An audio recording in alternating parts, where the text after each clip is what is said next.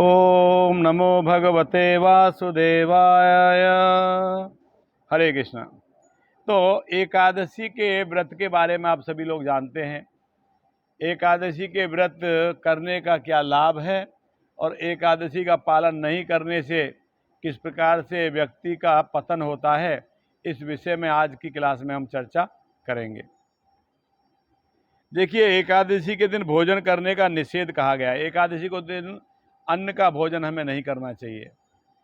देखिए क्या कहते हैं, विष्णु स्मृति में कहा गया है। विष्णु स्मृति में एक श्लोक आया है, उसमें कहा गया एकादश्याम न भुंजीत कदाचिदपि मानवः एकादश्याम न भुंजीत नारी दृष्टे राज्यसी। कहते हैं मनुष्यों को कभी भी एकादशी के दिन भोजन नहीं करना चाहिए। श्रृंगी ऋषि ने भी कहा है कि रजस्वला होने पर भी नारियों को एकादशी तिथि पर भोजन नहीं करना चाहिए। अगर कोई स्त्री रजस्वला में है, जैसे मंथली पीरियड जो आता है ना स्त्रियों को, अगर वो पीरियड से भी है तब भी उसको एकादशी के दिन भोजन नहीं करना चाहिए यार, अन्न का भोजन नहीं, एकादशी का पालन ही करना चाहिए। और एक जगह पे व्रत न करने पर किस प्रकार से व्यक्ति पापों से घिर जाएगा, किस प्रकार से पाप उसके ऊपर हावी हो जाएंगे, ऐसा वर्णन आया एकादशी के विषय में। कह रहे हैं यानि कानि च पापानि ब्रह्मत्या समानि च अन्नमाश्रित तिष्ठन्ति संप्राप्ते हरिवासरे तानि पापान्य वाप्नोति भुंजानो हरिवासरे। ये नारदीय पुराण में इसका उल्लेख आया है। कहते हैं अगर हरिवासर, हरिवासर का मतलब है श्री हरि का दिन, यानी एकादशी को हरिवासर कहा गया है। एकादशी के दिन, उस दिन ब्रह्म हत्या सहित अन्य जितने भी समस्त पाप हैं वे अन्न में प्रविष्ट हो जाते हैं। ब्रह्म हत्या से लेकर जितने भी पाप हैं एकादशी के दिन वो अन्न में निवास करते हैं, पाप सब। और एकादशी के दिन अन्न खाने वाला व्यक्ति उन पापों को भी ग्रहण कर लेता है। जितने समस्त प्रकार के पाप हैं वो एकादशी के दिन अन्न में निवास करते हैं, और जब हम अन्न ग्रहण करते हैं तो साथ साथ उन पापों को भी ग्रहण कर लेते हैं हम। या यो कहे कि एकादशी के दिन अन्न खाने वाले को ब्रह्म हत्या सहित अन्य समस्त पाप लगते हैं। ये भी कह सकते हो इस प्रकार से कि अगर कोई एकादशी को अन्न खा रहा है तो उसे ब्रह्म हत्या से लेकर जितने भी प्रकार के पाप हैं सब उसको पाप लगेंगे। और सनत कुमार संहिता में एक श्लोक आया है एकादशी के विषय में। एकादश्याम मुनि श्रेष्ठ श्राद्धे भुंक्ते नरो यदि प्रतिग्रास है स भुक्ते तु किल विषय मूत्र विनमयम। सनत कुमार संहिता में कहा गया है, हे मुनि श्रेष्ठ, एकादशी के दिन यदि कोई व्यक्ति श्राद्ध भोजन करता है तो वह प्रत्येक ग्रास में पाप युक्त मूत्र और मल ही खाता है। अतः एकादशी के दिन श्राद्ध नहीं करना चाहिए। एकादशी का श्राद्ध द्वादशी को करना चाहिए। कभी कभी आप देखते हो जब श्राद्ध पक्ष आता है ना, तो कोई शरीर छोड़ा है तो कभी कभी किसी का श्राद्ध एकादशी को आ जाता है। तो यहाँ पे एकादशी के दिन श्राद्ध करने के लिए वर्जित किया गया है। कहते हैं अगर कोई एकादशी के दिन श्राद्ध का भोजन करता है तो वो व्यक्ति मलमूत्र खाने के समान है, वो इतना उसका निंदा किया गया है। और कहा गया है अगर एकादशी को आपका श्राद्ध आ रहा है किसी पूर्वज का, तो आप उसको एकादशी को न करके द्वादश को कर सकते हो। तो एकादशी को भी श्राद्ध नहीं करना चाहिए, विशेष रूप से समझ लेना चाहिए इस बात को। कई बार लोग समझ नहीं पाते कि क्या करना है क्या नहीं करना है, तो ये विशेष रूप से ध्यान देना है। एकादशी के दिन श्राद्ध नहीं करना है। एकादशी के श्राद्ध को आप द्वादशी के दिन कर सकते हो। क्योंकि अगर एकादशी को आप श्राद्ध करते हो और जब श्राद्ध में जिस व्यक्ति को भोजन कराते हो तो आपको भी पाप लगेगा और जो व्यक्ति भोजन कर रहा है उसको भी पाप लगेगा। इसलिए एकादशी में अन्न का भोजन नहीं कराना चाहिए। और देखिए, कात्यायन स्मृति में एक कथा आती है, उपदेश आता है। विधवाया भवन नारी भुंजित एकादशी दिने तस्यास्तु सुकृतम नश्येद भ्रूण हत्या दिने दिने। कहा गया है जो विधवा नारी एकादशी के दिन भोजन करती है उसके समस्त पुण्य नष्ट हो जाते हैं एवं उसे अनेक अनेक भ्रूण हत्याओं का पाप लगता है।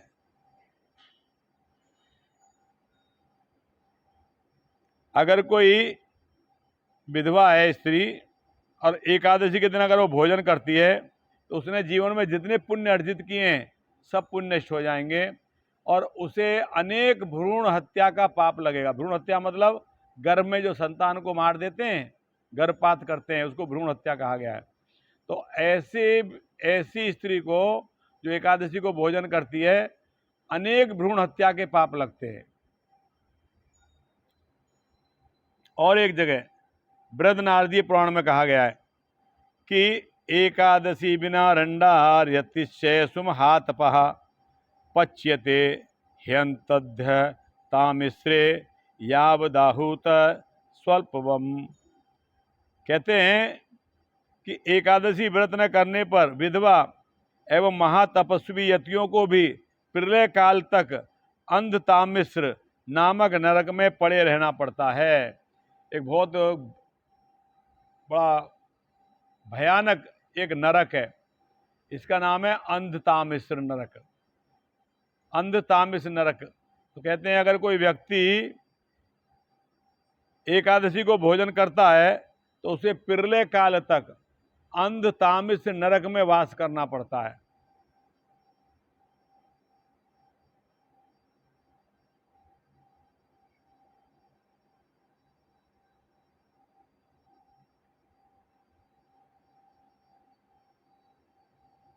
और आगे कहा है कात्यायनी स्मृति में कहा गया है एकादशी के दिन कहा गया है कि संक्रांतो रविवारे या यदा चेकादशी भवेत उपोस्यासा महापुण्य सर्व पाप हरा तिथि।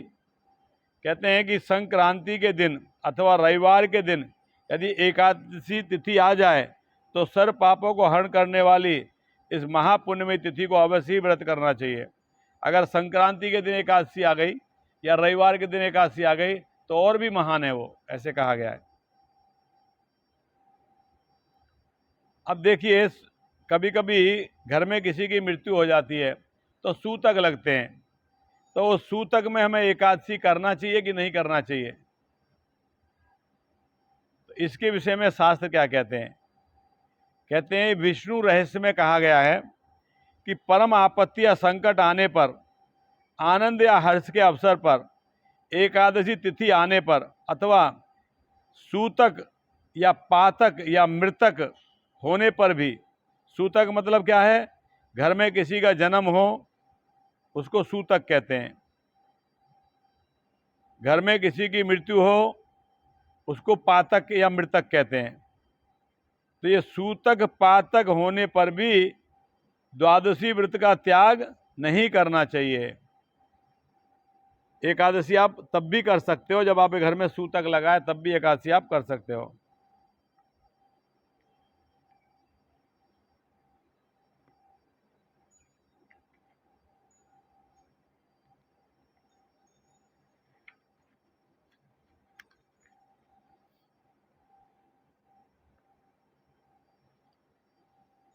और श्राद्ध के विषय में, श्राद्ध पक्ष में एकादशी आई है तो क्या करना चाहिए उसके विषय में कहा गया है कि स्कंद पुराण में वर्णन आया है इसका। कहते हैं एकादशी व्रत नित्य है, नित्य ये, और श्राद्ध नैमित्तिक कार्य है। श्राद्ध नैमित्तिक कार्य है और एकादशी व्रत नित्य है। अतः जो नित्य है उस एकादशी तिथि के दिन उपवास रहकर द्वादशी को श्राद्ध का अनुष्ठान करना चाहिए। अगर एकादशी को किसी का श्राद्ध आ रहा है तो एकादशी को आप व्रत कर लीजिए और द्वादशी के दिन जाके श्राद्ध कर सकते हो अगले दिन।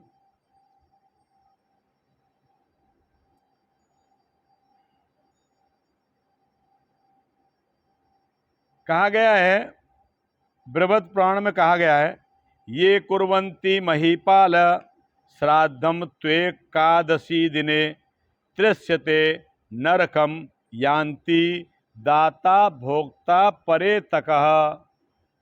देखिए क्या कह रहे हैं, एकादशी के दिन श्राद्ध करने से दाता भोक्ता दोनों, और साथ साथ पितर तीनों नरक में वास करते हैं। दाता मतलब जो श्राद्ध कर रहा है, भोक्ता मतलब जो श्राद्ध में भोजन कर रहा है, और पितर मतलब जिसका श्राद्ध किया जा रहा है। तीनों नरक में वास करते हैं अगर कोई एकादशी के दिन भोजन करता है। उसमें एकादशी को श्राद्ध करता है तो तीनों नरक को जाते हैं। अभी एकादशी व्रत कौन कर सकता है, ये एक विषय है। कभी कभी लोग कहते हैं, हम सुनते हैं कि अभी हमारी एकादशी व्रत करने की उम्र नहीं है, एकादशी तो बूढ़े हो जाएंगे तब करेंगे। तो ये देखिए शास्त्रों में एकादशी व्रत के विषय में क्या कहा गया है। कहते हैं ग्रस्तो ब्रह्मचारी च अहिताग्निर्येतिस्ता एकादश्याम न भुंजित पक्षयूरो भयोरपि। अग्नि पुराण में वर्णन आया है। कहते हैं गृहस्थी, ब्रह्मचारी या वानप्रस्थ या सन्यासी, चारों आश्रम को दोनों पक्षों की एकादशी को भोजन नहीं करना चाहिए। तो चाहे वो गृहस्थ है, वानप्रस्थ है, सन्यासी है, ब्रह्मचारी है, वो सभी एकादशी को कर सकते हैं। और पद्मोत्तर खंड में शिव पार्वती के संवाद में कहा गया है कि हे वरदायिनी, समस्त वर्ण, समस्त आश्रम, समस्त स्त्रियों को एकादशी के दिन अवश्य व्रत उपवास करना चाहिए, इसमें तनक भी संशय नहीं है। सभी स्त्रियों को, चाहे कोई विधवा है, सुहागन है, वृद्ध है, युवा है, कन्या है, सबको एकादशी व्रत करना चाहिए। और कब से कब तक कर सकते हैं, तो कात्यायन स्मृति में इसके विषय में कहा गया है 8 वर्ष की अवस्था से और 80 वर्ष की अवस्था तक सभी व्यक्ति एकादशी व्रत का पालन कर सकते हैं। 8 साल के बाद, 8 साल के बच्चे को एकादशी करने की छूट है। 8 साल तक नहीं करेगा चलेगा, मगर 8 साल हो गया है तो 8 साल से लेकर 80 साल होने तक एकादशी का व्रत करना चाहिए। 80 साल के बाद फिर छूट है, क्योंकि वृद्ध अवस्था हो जाती है। तो 8 साल से लेकर 80 साल तक के व्यक्ति को उपवास करना चाहिए।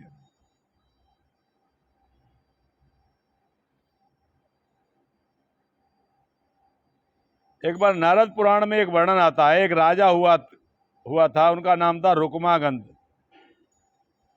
रुकमागंध राजा ने अपने राज्य में घोषणा कराई थी।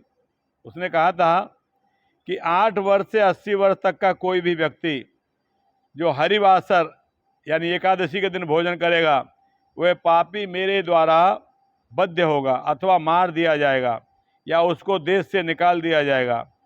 हे विप्र, इसलिए नर एवं नारी दोनों को, दोनों पक्षों की एकादशी का उपवास करना चाहिए।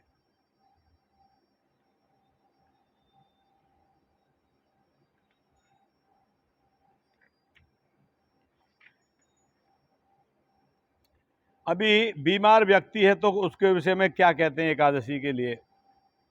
वृद्ध है, बीमार है तो क्या करना चाहिए। तो कहा गया है अशक्त व्यक्तियों के प्रति बोधायन स्मृति में ये वर्णन आया है। बोधायन स्मृति में बोधायन मुनि का निर्देश है ये, जिनकी आयु 80 वर्ष से अधिक हो गई है वे एकादशी को एक बार भोजन कर सकते हैं, अथवा व्याधियों से ग्रस्त हों, शरीर में पित्त की मात्रा अधिक हो, उन्हें एकादशी व्रत करते करते 30 वर्ष से अधिक हो चुके हों, उनके लिए एक समय भोजन करने की कल्पना की जा सकती है। अगर आपने 30 साल एकादशी व्रत कर लिया है तो 30 साल के बाद आप, अगर आप चाहो तो एक साथ एक समय भोजन कर सकते हो।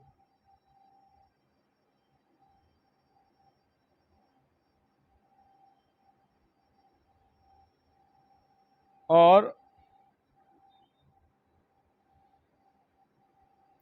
यह एक प्रकार की विशेष छूट है, सभी के लिए नियम नहीं है। उपरोक्त कारणों से व्रत में यदि असंभावना होती है तो एक समय भोजन की छूट दी गई है, न कि सभी समय के लिए यह नियम है।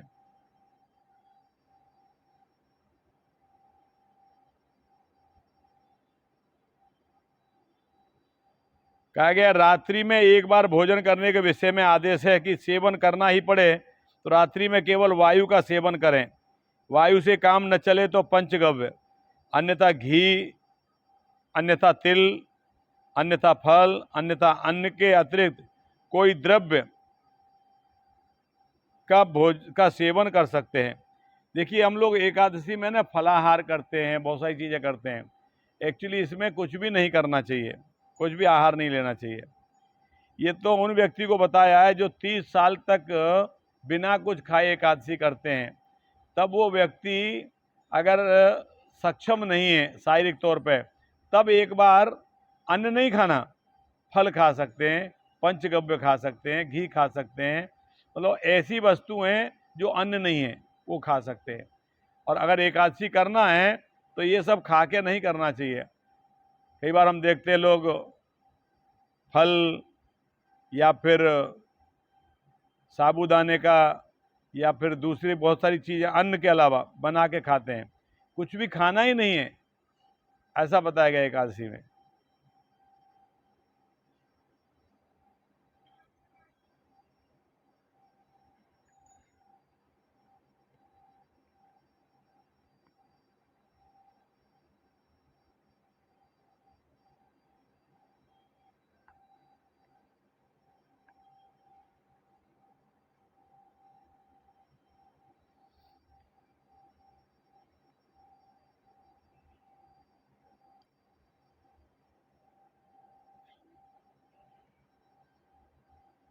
तो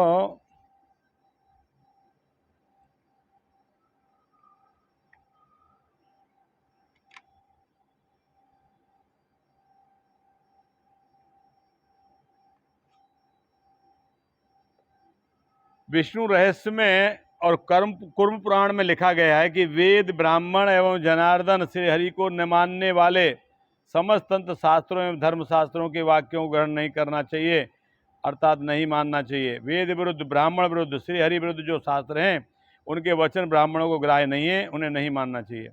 तो कहा गया है कि जो वेद के विरुद्ध हैं नियम, जो ब्राह्मणों के विरुद्ध हैं, जो भगवान के विरुद्ध हैं, ऐसे शास्त्रों का के वचनों को पालन नहीं करना चाहिए। तो इस प्रकार से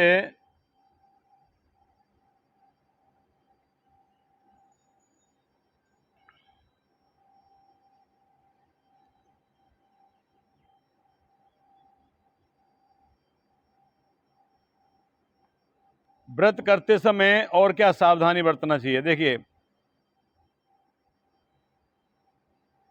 व्रत करते समय असत्य भाषण नहीं करना चाहिए, झूठ नहीं बोलना चाहिए, जुआ नहीं खेलना चाहिए, दिन में सोना नहीं चाहिए। एकादशी का आपने व्रत रखा है तो आपको दिन में सोना नहीं चाहिए, और मैथुन नहीं करना चाहिए, स्त्री पुरुष संबंध नहीं करना चाहिए। अगर आपने ये किया एकादशी व्रत में तो आपका एकादशी का व्रत नष्ट हो जाएगा। और क्या करना चाहिए, तो एकादशी में भविष्य पुराण में कहा गया क्षमा, सत्य, दया, मौन, यानी क्षमाशीलता हमारे अंदर गुण होना चाहिए, सत्य बोलना चाहिए, दूसरों के प्रति दया होनी चाहिए, मौन व्रत करना चाहिए, शुद्धता का पालन करना चाहिए, इंद्रियों का दमन करना चाहिए, देव पूजा यानी भगवान की पूजा करना चाहिए, और अग्नि हवन करना चाहिए, और संतोष, हमारे मन में संतोष रहना चाहिए, और चोरी नहीं करना चाहिए। ये 10 नियम का पालन करना चाहिए एकादशी व्रत करते समय। और एक जगह ब्रह्म कहा गया है, स्त्रीणांतु प्रेक्षणात स्पृशात भी संकथनादपि विपद्यते ब्रह्मचर्य न दारे स्मृतु संगमात। कहा गया है एकादशी का व्रत करते हुए क्या सावधानी रखना चाहिए। ब्रह्मचर्य को नष्ट करने वाले दोषों का वर्णन करते हुए कहते हैं कि नारी को देखना, नारी को स्पर्श करना, नारी से बातचीत करना, यह ब्रह्मचर्य को नष्ट करने के कारण है। इसलिए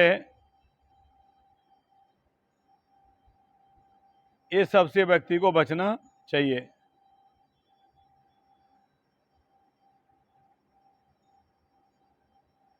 फिर एकादशी के दिन जो विशेष रूप से करना चाहिए वो क्या बताया गया है?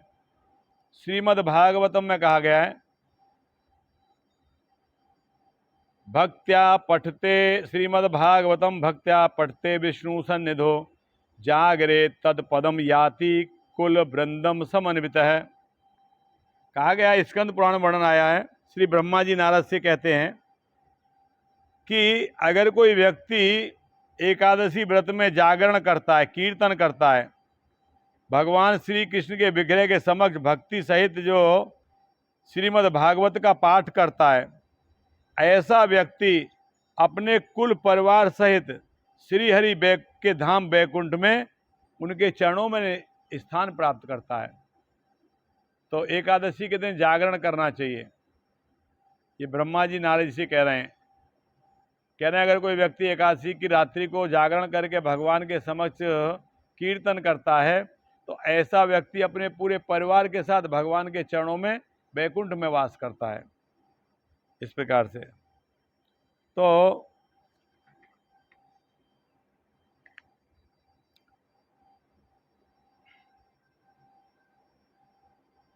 एकादशी का इस प्रकार से आपने देखा, अनेक वर्णन किए गए ग्रंथों में, जिससे पता लगता है कि एकादशी हमारे जीवन में कितनी महत्वपूर्ण है और कितनी गंभीरता के साथ हमको एकादशी व्रत को करना चाहिए। तो आप सभी से निवेदन है, एकादशी के दिन बहुत गंभीरता के साथ एकादशी का पालन करिए कि भगवान के धाम को प्राप्त कराने वाली एकादशी है। हरे कृष्णा। बहुत बहुत धन्यवाद।